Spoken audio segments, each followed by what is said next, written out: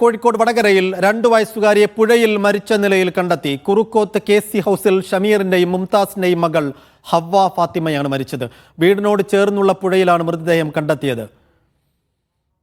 ഫൈസൽ നെടുമ്പാല വിശദാംശങ്ങൾ നൽകും. ഫൈസൽ, 2.5 വയസ്സ് മാത്രം പ്രായമുള്ള കുഞ്ഞാണ്. എങ്ങനെ പുഴയിലെത്തി, എങ്ങനെ അപകടം സംഭവിച്ചു എന്നുള്ള കാര്യത്തിൽ കുടുംബാംഗങ്ങളോ ബന്ധുക്കളോ ഒക്കെ എന്തെങ്കിലും നിഗമനങ്ങൾ, സംശയങ്ങൾ പറയുന്നുണ്ടോ? എന്താണ് സംഭവിച്ചത്?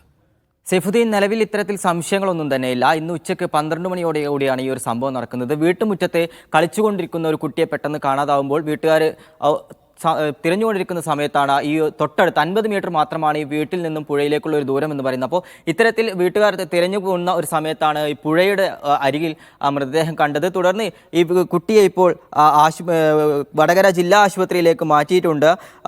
മുംതാസിൻ്റെയും ഷമീറിൻ്റെയും മകളാണ് ഹവ്വ ഫാത്തിമ. ശരി ഫൈസൽ.